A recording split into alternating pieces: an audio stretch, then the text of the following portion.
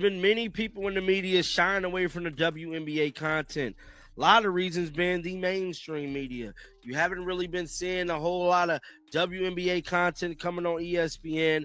Haven't been seeing it on Fox. Fox completely dismantled WNBA content. They don't even. The WNBA, against all logic, against the very future of their league, allegedly sabotaged its biggest star. Sources reveal an undeniable pattern. They intentionally dismantled the Caitlin Clark hype train. Forget fumbling the bag. This was a calculated, shocking move to undermine their own rising tide, leaving fans in utter disbelief. A shocking ESPN leak confirmed widespread suspicions, pulling back the curtain on a strategy that seems designed to kill interest, not ignite it. It's a devastating truth, exposing what many have whispered for months.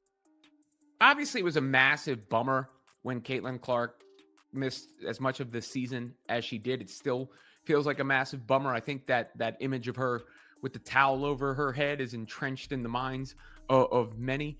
Just sadness, right? It's like the end of Empire Strikes Back or something. But after that, you need Return of the Jedi.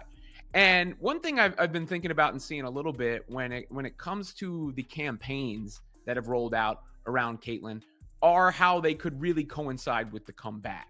And it's hard for her brand to get any bigger than it already was, right? I mean, you have the Wilson basketball. I can never know which way to. Just a year ago, Caitlin Clark was the undisputed biggest name in all of sports, captivating millions with her unprecedented run. No one could have imagined her meteoric rise, yet mainstream media, particularly ESPN and Fox, conspicuously shied away from WNBA content once she arrived. Fox, in fact, completely dismantled their WNBA coverage. A baffling decision given the undeniable surge in viewer interest Clark brought. This sudden blackout sparked the initial questions. Why was the league's greatest asset being ignored? She played for Iowa, and as of right now, it's looking real bad, man. And I just hate this for Caitlin Clark, but something really struck my mind.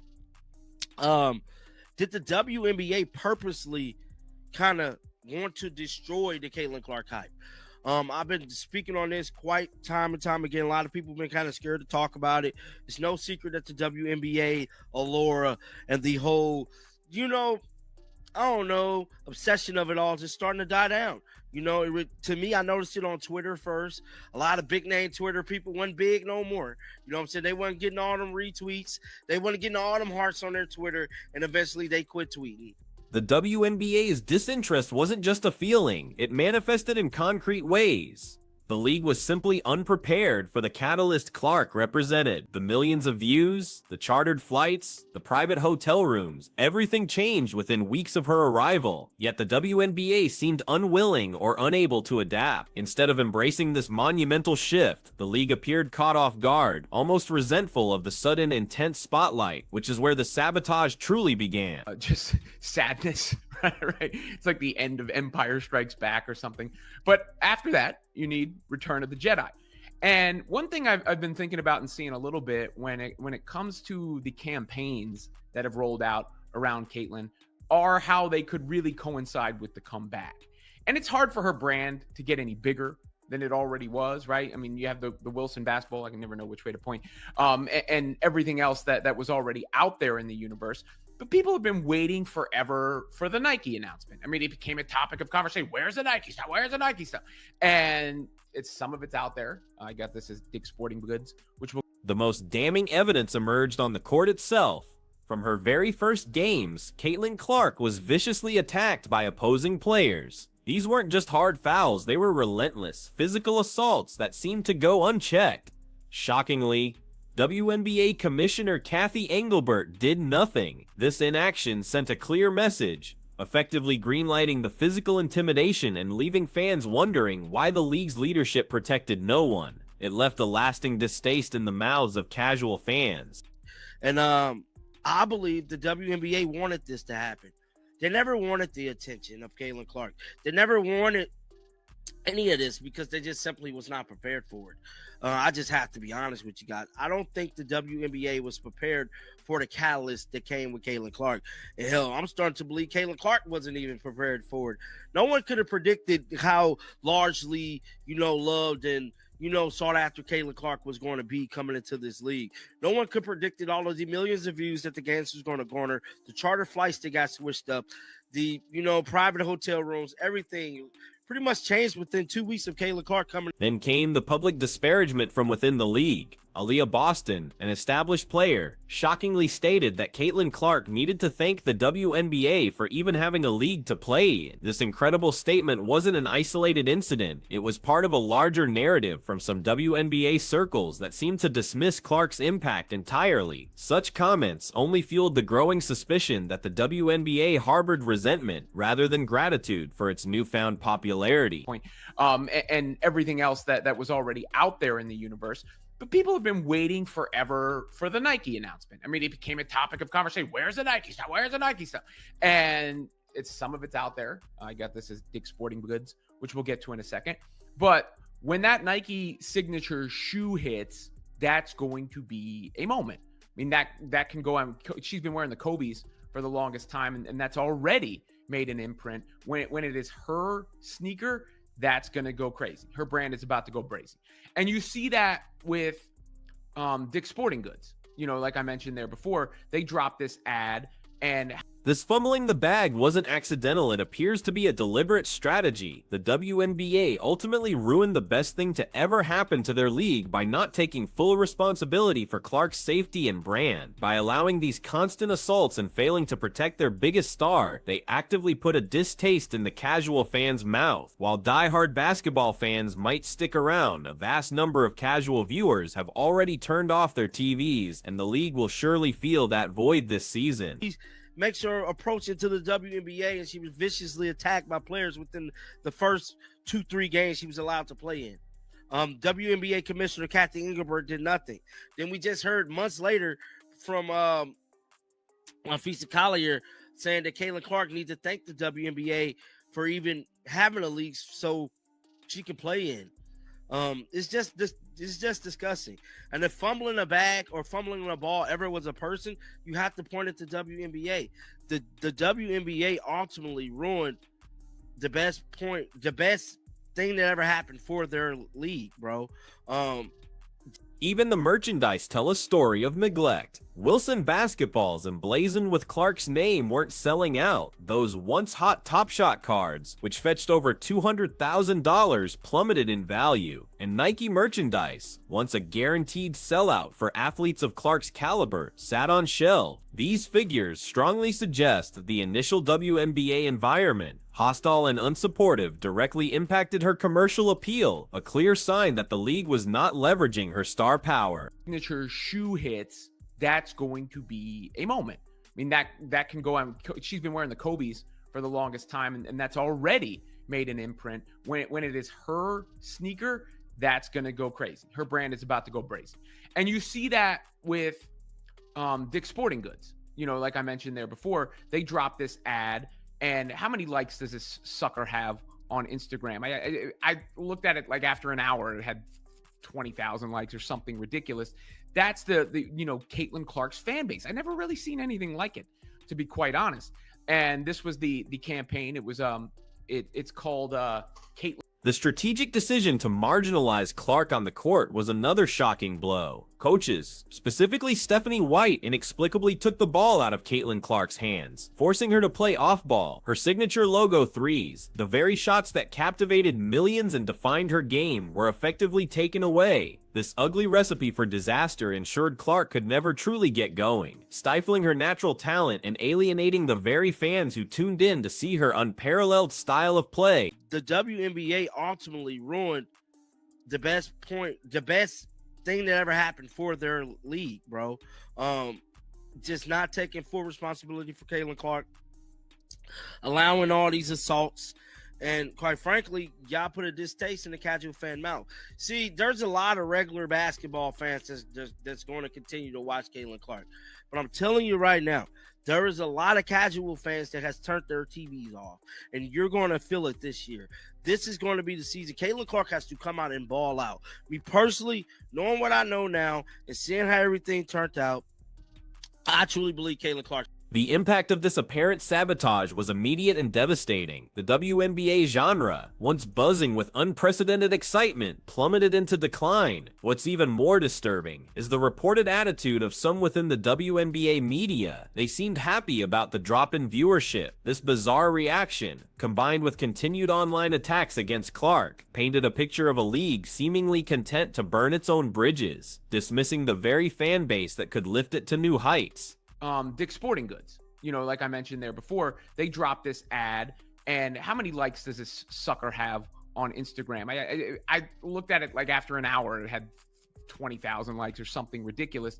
That's the Caitlin Clark's fan base. I never really seen anything like it, to be quite honest. And this was the campaign. It was it's called Caitlin's Court, right? And you see some workout footage, some of that strength footage, though. Did she overtrain in the off season? We don't know. The Polaroids, cool looking photos, Caitlin's Court, as it says there. And you see the Fever commenting on it, and KK Timpson, and I think Stephen A. Smith himself confirmed this financial disaster, calling Caitlin Clark the league's cash cow and box office. He highlighted that when she plays, ratings, revenue, and interest skyrocket, but when she doesn't, everything plummets. He pointed to a shocking 36% drop in ratings for the WNBA All-Star Weekend just a few weeks prior to his statements, a clear indicator of Clark's unparalleled drawing power and the league's failure to capitalize on it, opting instead for conflict. From what I know now and seeing how everything turned out, I truly believe Caitlin Clark should have did Unrivaled. Caitlin Clark should have played in Unrivaled. She should have sucked up her pride, played in Elite, and saved her genre. The WNBA is her genre. Y'all don't think Caitlin Clark sees the Wilson basketball's not selling out? Y'all don't think Caitlin Clark team sees those top cars that was going for $200,000 not going for that no more? And most definitely, y'all don't see that Nike merchandise selling out? I believe this is going to be the season that we see a tremendous shift in the Caitlin Clark hype. Now, I'm not doing this to be the... This decline wasn't just hypothetical, it was evidenced by Clark's own playing time. Last year, she missed 0 games. This year, she missed a staggering 17 games. While injuries were cited, the constant physical battering she endured on the court without intervention makes one wonder if those injuries were an inevitable outcome of the WNBA's hands-off approach. It's a tragic loss for a player whose entire brand is basketball, further hindering her ability to perform and attract viewers. Fan base. I never really seen anything like it, to be quite honest. And this was the campaign. It was it's called Caitlin's Court, right? And you see some workout footage, some of that strength footage, though. Did she overtrain in the off season? We don't know. The Polaroids, cool looking photos, Caitlin's Court, as it says there. And you see the Fever commenting on it, and KK Timpson, and I think I saw Chloe Bibby just there a second ago. So Caitlin's Court, what does that mean to me? I mean, it kind of feels like she might have her own section of the store, because if you go into Dick's Sporting Goods, sometimes The Rock has his merchandise. The true future of the WNBA now hinges entirely on one person, Stephanie White. If White does not allow Caitlin Clark to dominate, to truly unleash her full potential with the ball in her hands, this entire genre, this newfound interest, is over. Clark needs to not just play, she needs to win MVP in 2026 to save the league. There is no debate. The WNBA's survival depends on empowering its biggest star, allowing her to be the force fans want to see. This is the last stand for the league's future. Caitlin Clark, but at some point, we have to look and see exactly what went wrong. And what went wrong was the WNBA allowing Caitlin Clark to be visually attacked, Indiana Fever allowing Stephanie White to take the ball out of Caitlin Clark's hands, putting her off the ball. She never really got going this season. She maybe had 1 or 2 standout games. Took away the logo threes. It was just an ugly recipe for disaster. And you're looking up to like now. I mean, guys, like the WNBA genre is so bad, and the reporters seem so happy about this. I mean, they seem like hella happy that no one's watching anymore.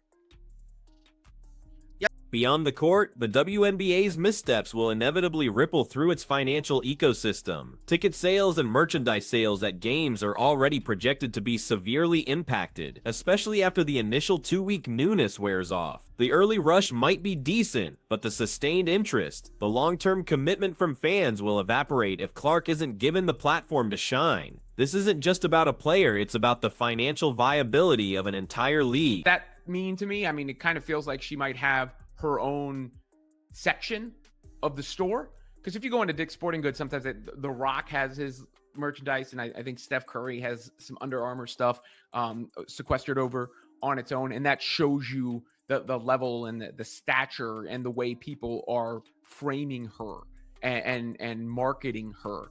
And that is ultimately, I think, what we're going to see line up nicely.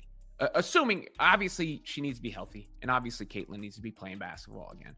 But it is setting up for that year 3 moment. Even Michael Jordan missed a... Despite these overwhelming challenges and what many view as deliberate attempts to stifle her, Caitlin Clark's brand is not only surviving, but poised for a massive comeback. After the sadness of her missed season, the stage is set for her return of the Jedi moment. Her personal brand, already colossal, is about to get even bigger, demonstrating a resilience the WNBA seemingly underestimated in their efforts to control her narrative. The fans are ready for her to reclaim her dominance. Fans are this and that, and like what's crazy is that they're still attacking Caitlin Clark online. Now, this is what Stephen A. Smith said in a podcast, man. And now, this is from some time ago, but I want you guys to listen to what he's saying here, because what Stephen A. Smith is saying here resonates till today. Listen to him. Caitlin Clark is the cash cow. She is box office. When she plays, the ratings go up, revenue goes up, interest goes up. When she doesn't play, it plummets. 36% drop in the ratings for All-Star Weekend for the WNBA a few weeks ago. 36. The anticipation for her Nike announcement has reached a fever pitch, with fans clamoring for her signature shoe. Clark has already made an imprint by wearing Kobe's, but when her own sneaker drops, it's projected to go crazy. This commercial success, driven by her loyal fan base, highlights a stark contrast to the WNBA's initial failure to capitalize on her merchandising potential. Her personal brand is thriving independently, a testament to her unique appeal. Assuming, obviously, she needs to be healthy, and obviously Caitlin needs to be playing basketball again. But it is setting up for that year 3 moment. Even Michael Jordan missed a bunch of time in his second year. People have drawn those parallels before. He did come back for the playoffs that year. Unfortunately, Caitlin wasn't able to come back for the playoffs this year. But there are some parallels there, and that anticipation is going to just, be at a fever pitch, I suppose I should say. And it's going to be hard to keep those things on the shelves, especially if she's able to get back to playing basketball the way we've all become accustomed. Dick's Sporting Goods has already launched a highly successful campaign called Caitlin's Court, featuring workout footage and cool photos. This ad alone racked up over 20,000 likes on Instagram within an hour, showcasing the unparalleled devotion of her fan base. The campaign's name even suggests she might get her own dedicated section in stores, akin to icons like The Rock or Steph Curry, underscoring her monumental stature outside the WNBA's direct influence. This new marketing push is strategically lining up for her pivotal year 3 moment, drawing parallels to Michael Jordan's comeback after missing time in his second season. The anticipation for Clark's return to full health and dominance is now at an absolute fever pitch. Fans are waiting to see her get back to playing the way they've become accustomed, ready to see shelves cleared of her merchandise the moment she steps back on the court and defies the previous obstacles. The alleged WNBA sabotage of Caitlin Clark's hype train now stands exposed, a shocking chapter in sports history. Yet, her brand's undeniable power and the strategic efforts from her own team and sponsors signal a powerful resurgence. The question remains, can the WNBA finally get out of its own way and embrace the future it initially tried to stifle? Or will Caitlin Clark's incredible journey continue to thrive despite the league's actions, forever changing the landscape of women's basketball? Only time will tell.